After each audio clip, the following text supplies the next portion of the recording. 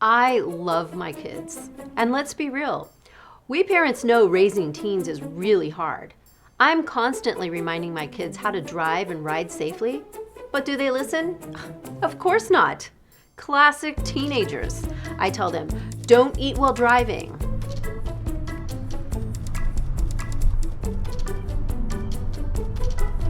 What? I say, no talking on the phone. Mom! What are you doing? You know, you gotta pay attention to what you're doing.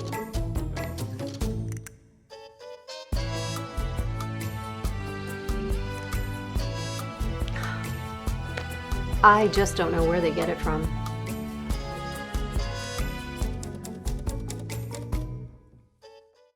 As you just saw, it's so easy to fall into the habit of do as I say, not as I do. It didn't work for us when we were kids. So why do we think it will work on our teens? I'm a parent, you're a parent, and it can be overwhelming thinking about all the different things that go into having our children learn to drive. Did you know that car crashes are the #1 killer of teens in America? Particularly those caused by reckless and distracted driving. Driving too fast and anything that takes your hands off the wheel, eyes off the road, or mind off the drive, that's reckless and distracted driving. And guess what? 75% of those situations happen to teens who aren't under the influence of drugs or alcohol. Imagine your child losing their life or taking someone else's. How would your life change? It happens every day, and it can happen to you. As a parent myself, I know how devastating it would be.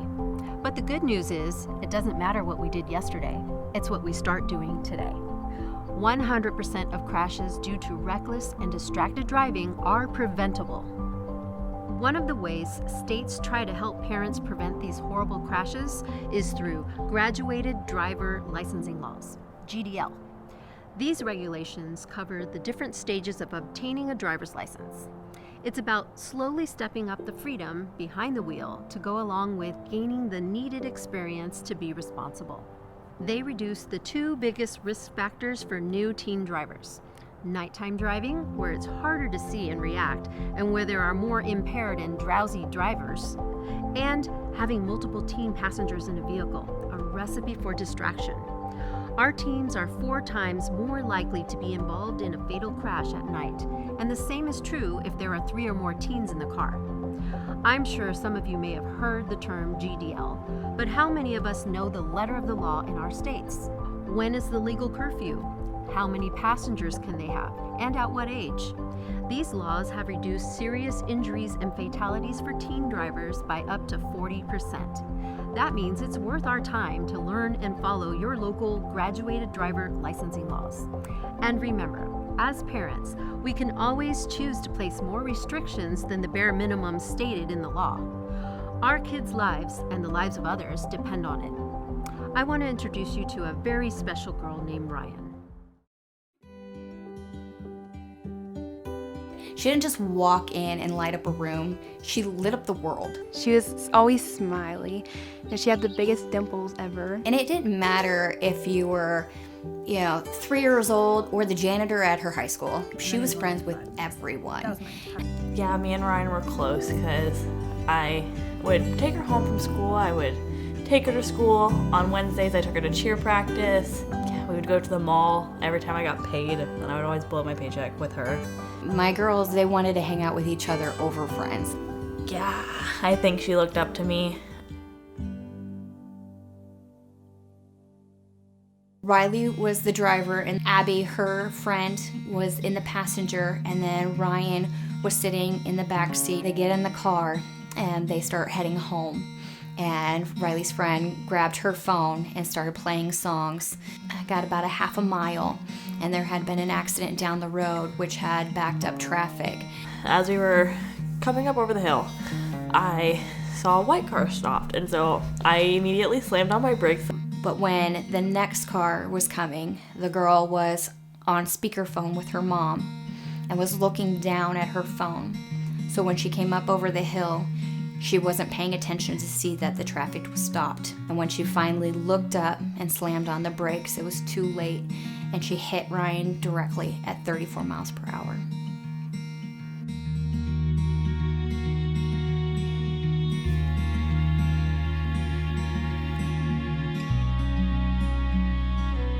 All I cared about was getting Ryan out of the car.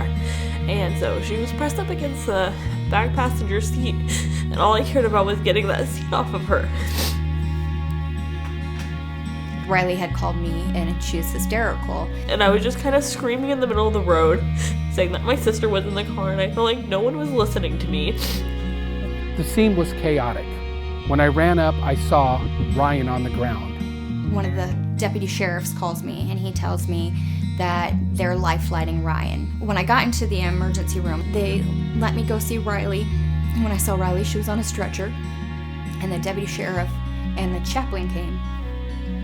And I'm like, why the chaplain?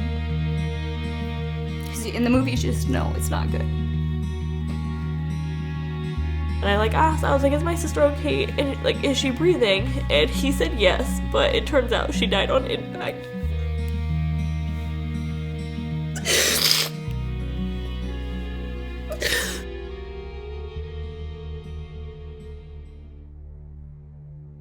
When Ryan was around, it was never quiet.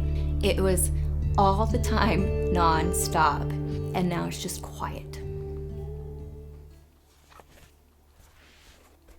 And I don't like it.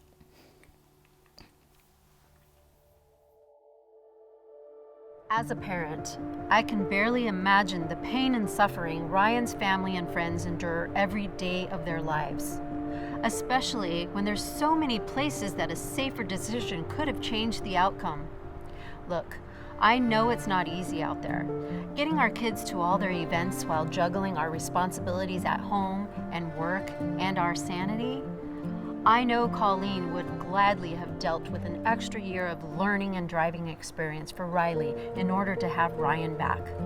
We can make a positive impact on the lives of those around us starting today. Talk to your kids. We can't protect them without being fully transparent and keeping dialogue open and ongoing. Teens need to feel empowered and trusted just like the rest of us. Help them believe in these things, not just do what they're told. Role model. Our kids have been watching us since they were forward-facing in a car seat, and they pick up on every little detail of what we do as a driver or passenger in the car. Drive the way you want your teen to drive. Your actions speak volumes. Wear your seatbelt. Put away all distractions like phones, food, makeup before you start the car. Follow all traffic laws and drive at a speed that is safe for the conditions. Know and enforce your state's graduated driver licensing laws. Make sure your teens understand them and talk to other parents about them as well to spread the word in your community. Teach your kids that they have a voice. We all think about peer pressure when it comes to drugs and alcohol. It's just as important when making decisions about getting into and using a vehicle. If something feels wrong, your teen should feel empowered to speak up. And if there are other drivers or passengers that don't respond, they should feel empowered to stop and get out of the car. We all want to give our kids freedom and encourage them to grow into thriving adults. Driving is a privilege, and the type of freedom that comes with being a new driver, well, that's something we must help them earn. We can tell them what to do until we're blue in the face, but none of it will stick if we don't back it up with our actions. Your teen is under your influence. Using these simple everyday tips, you can keep your family and everyone else safe on the road. Together, we can stop the #1 killer of young people, preventable car crashes. For more information, please visit impactteendrivers.org.